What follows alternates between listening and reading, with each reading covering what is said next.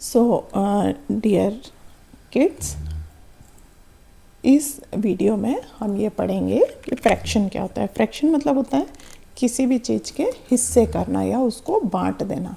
अब ये देखिए, ये एक एक बॉक्स मैंने बनाया है और इन सारे बॉक्सेस को कितने पार्ट्स में बांटा है? 1 2 3, 1 2 3, 1 2 3, 3 पार्ट्स में 3 बॉक्सेस मैंने बांटे हुए हैं। अब ये वाला बॉक्स है जो ये पूरा सेम कलर का है, तो कितने पार्ट है इसके? 1 2 3 पार्ट्स हैं और इसमें शेडेड रीजन कुछ भी नहीं है। इसमें ब्लैंक एरिया यानी खाली एरिया कितना है? 3 है। 3 के टेबल से 3 को डिवाइड कर देंगे तो आंसर हमें 1 मिलेगा, मतलब ये पूरा एक जैसा है। अब इसमें मान लीजिए मैंने शेड कर दिया, एक पार्ट में शेड कर दिया। अब देखिए टोटल पार्ट कितने हैं? 3, और मेरे पास ब्लैंक पार्ट कितने हैं? 1 2। तो ये इस तरीके से कहलाएगा। इसको कौन सा? इसमें हम बोलेंगे ब्लैंक एरिया का ब्लैंक पार्ट। ब्लैंक पार्ट का फ्रैक्शन अगर हम बता रहे हैं तो 3 में से 2 पार्ट्स हमारे पास ब्लैंक हैं।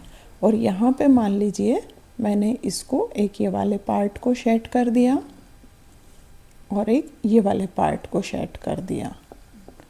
अब आप बताइए टोटल कितने हैं हमारे पास? 1 2 3। टोटल मेरे पास 3 है और ब्लैंक मेरे पास कितना है? 1। तो ये ब्लैंक एरिया कितना कहलाएगा? 1/3।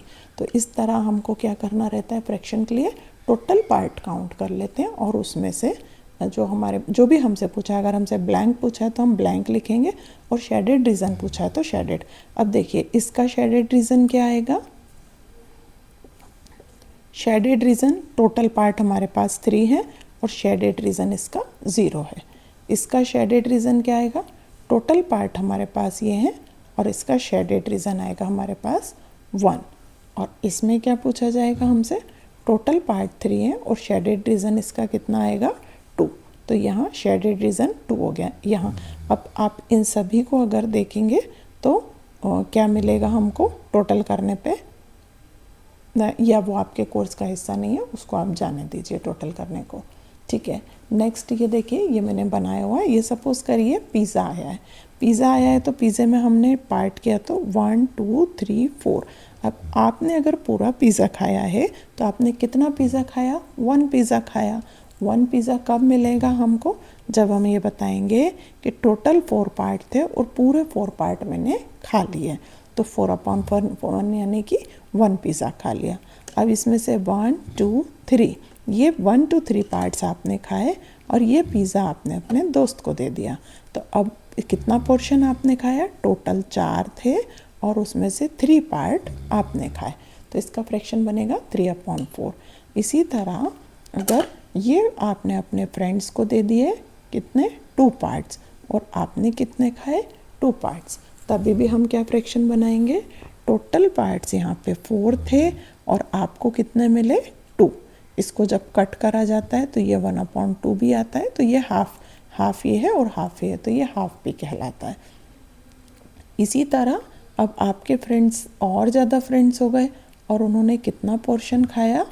3 पार्ट खा लिए उन्होंने, तो आपके पास कितना बचा? टोटल पार्ट 4 थे और आपके पास कितना बचा? 1। तो इस तरह हम ये फ्रैक्शन को निकाल लेते हैं। अब कभी कभी ये आता है कि फ्रैक्शन को प्लस भी करना है, तो अब मैं इन दोनों पार्ट को प्लस करके फिर से एक पिज़्ज़ा आपको बना के बताती हूँ। कौन सा वाले का? ये वाला पिज़्ज़ा मैं आपको बताती हूँ। अब देखिए ये पिज़्ज़ा वो पार्ट था 1 और 2 जो आपने खाया, और ये पिज़्ज़ा कौन सा पार्ट था? जो आपके दोस्त ने खाया।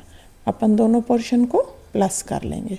चलिए, टोटल 4 पार्ट थे, आपने खाए 2 पार्ट्स, प्लस टोटल 4 पार्ट्स थे, आपके फ्रेंड्स ने कितने खाए? 2 पार्ट्स। अब हम इनको प्लस करेंगे तो नीचे डिनोमिनेटर सेम है तो डिनोमिनेटर 4 आएगा और ऊपर 2 + 2 हो जाएगा। 2 + 2 कितना हुआ? 4। ये था 4 1 = 4। क्या हो गया? ये पूरा 1 पिज़्ज़ा मिल गया हमें। तो प्लस करने पे हमें आंसर वापस में 1 भी मिल गया। अगर हमने हमारा और फ्रेंड का हिस्सा पिज़्ज़ा मिला के देखा तो प्लस करने पे हमें वापस से 1 मिल गया। तो अभी तो मैंने आपको फ्रैक्शन लिखना सिखाया था, अब फ्रैक्शन को ऐड कैसे किया जाता है या माइनस कैसे किया जाता है वो भी मैं सिखाऊंगी।